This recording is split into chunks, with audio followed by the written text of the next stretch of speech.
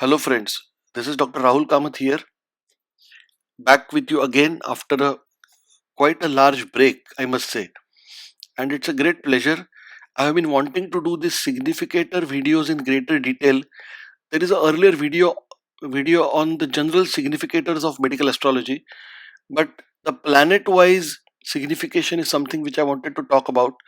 And then here we are. So, welcome to this. We are talking about the sun today and its signification in medical astrology.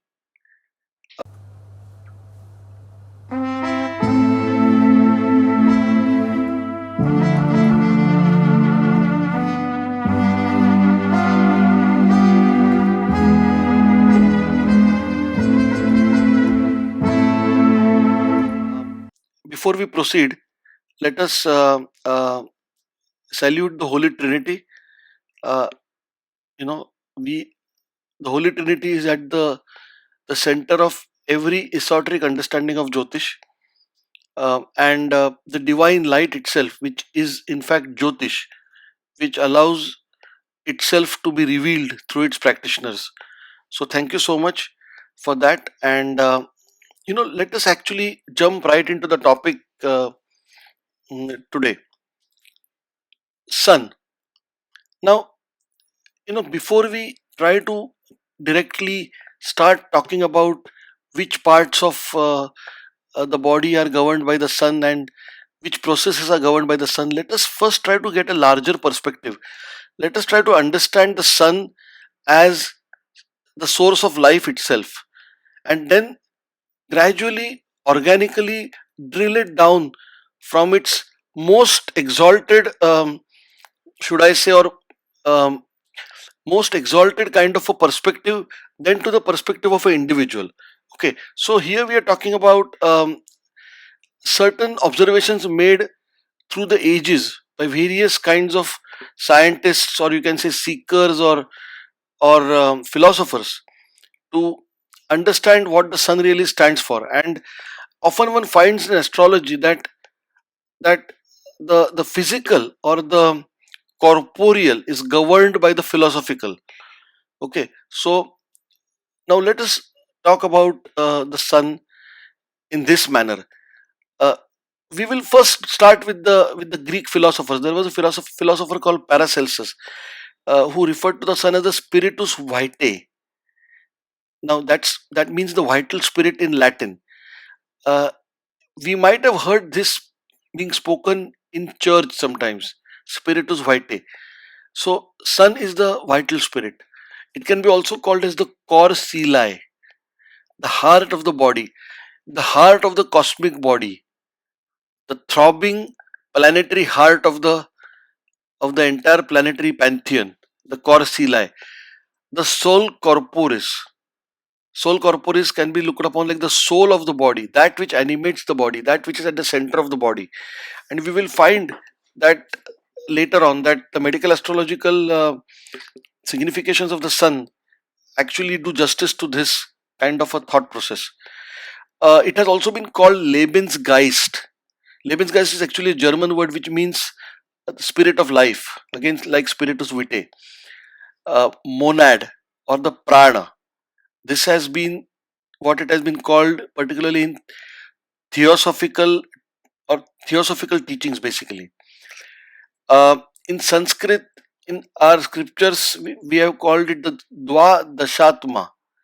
The Dwadashatma means the Atma of the Dwadasha. Dwadasha here is 12. So the Atma, the soul of the 12 zodiac signs. Also the Grahapati. This is itself self-explanatory. The Sattva Guna. Sattva Guna stands here for the vital energy. Again, the Calidum innatum. Again, a peculiar Latin expression which stands for vital heat. So we have vital energy, source of life, vital heat. Uh, the sun is also been referred to as Chakshu. In fact, there is a Chakshu Upanishad which is dedicated to the sun.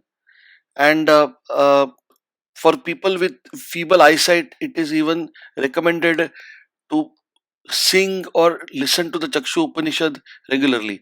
So, Chakshu is the eye, it's also the witness consciousness, it is also literally the eye. And in fact, we will find that the sun also is a significator of eyesight in a way, or good eyesight or bad eyesight. Karma Sakshi, the sun is somebody who observes, he is the witness consciousness, he is the one who um, is the all knowing kind of a spirit of life itself. Okay, remember the karma deliverer, the karma delivery boy is Saturn, the karma Sakshi is the sun. So, therefore, the sun and the Saturn is the relation of father and son, or father and child. Okay, so it has to be understood in that philosophical or esoteric context. Sun is also the Naisargik Atmakaraka. Okay, which means it is the soul by nature. Okay, in nature by nature. So this has to be understood to be able to drill down to the actual significations of sun in the context of medical astrology. Now, let's actually look at very specific things. I am directly jumping into the topic. I did not want this video to go on for too long, which is why I am directly going now to the significations. And as I go over them, I will explain to you the logic behind it. The sun is the lord of the sign Leo. The lord of the sign Leo is the sun. It's also the lord of the fifth house. If you look at the Kalapurush Kundali, the fifth house is Leo. Therefore, the sun is also connected with the fifth house in general and Leo in particular. Okay, so therefore, significations of the fifth house, significations of Leo, um, will come into picture up along with so many other significations. So here we are looking at basically the circulatory system to begin with, which means the heart itself, the aorta, the anterior and the posterior coronary arteries. I have not mentioned heart because it's very obvious we are talking of heart itself.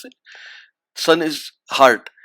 Um, the anterior and the posterior coronary arteries are also called the left and the right coronary arteries. The vena cavas are the veins, the big veins which carry blood to the heart, the superior and the inferior vena cava. These are all housed in the central part of the chest where they all come together. Heart disease is certainly governed by sun. In any case of heart disease, you will always find affectation of the sun or involvement of the sun in the astrological malady. Angina pectoris is actually painful chest, painful pain in the chest because of um, ischemic heart disease, or reduced blood supply to the heart muscle. Also palpitation. So everything related to circulatory system is governed in a sense by the sun. Active hemorrhage sometimes is governed by the sun, although you will find hemorrhage because of violence, which will be mostly governed um, by Mars.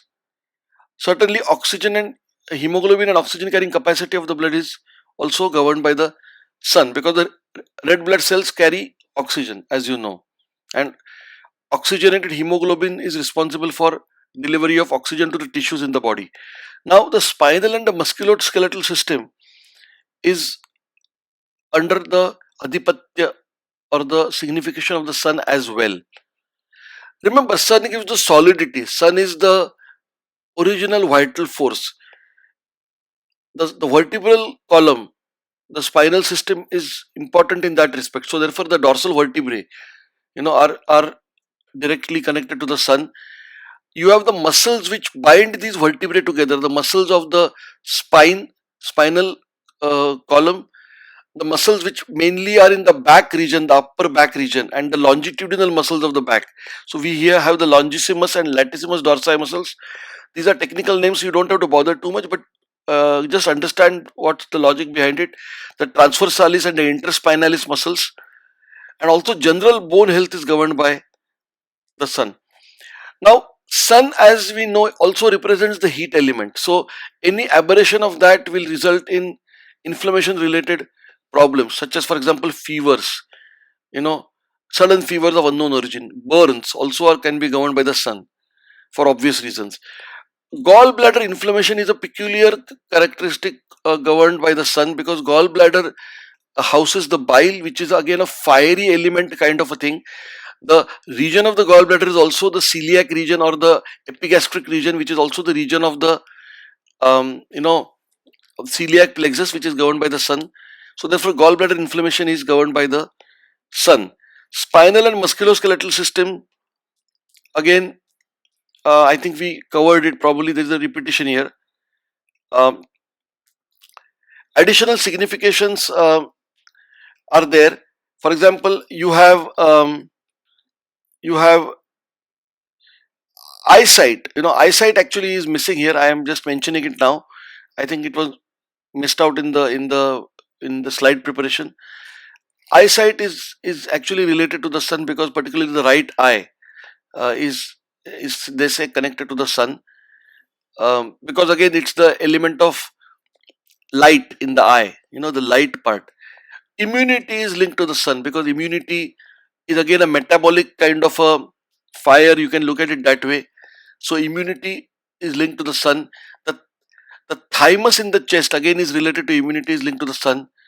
You have certain kind of neurological things like epilepsy and fainting and ataxia and all that, which are brain related disorders, which are linked to the sun, because the sun also represents the thalamus in the brain. Thalamus is a part of the brain which is also called the corona radiata.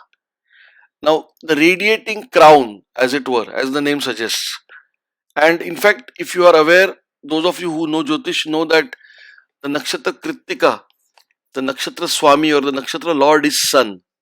So therefore, Kritika in Vedic astrology also represents the thalamus in the brain, uh, and of course the bone marrow as well. Now there are stomach and digestive problems which Sun also represents. Why? Because the stomach part is connected to the, we say, um, we always call the, the Agni, the Jathar Agni, the hunger. So the fire element is in the stomach area, esoterically also. The celiac plexus there is actually under the control of the sun also. And remember, that area corresponds to typically Virgo Libra, or the junction between Virgo and Libra, typically, in the zodiac.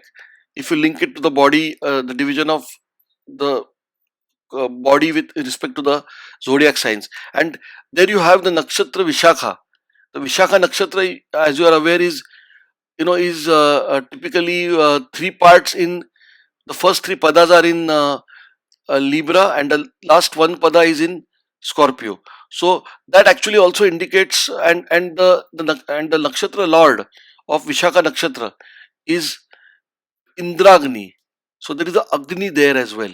So the sun element also finds itself in this nakshatra. Okay, so with this brief introduction, I take your leave. As Hippocrates said, life is short and art is long, opportunity fleeting, experimentations perilous, and judgment difficult. Thank you so much. If you like what I do, please share and subscribe. Please like, share, and subscribe. And thank you so much for listening.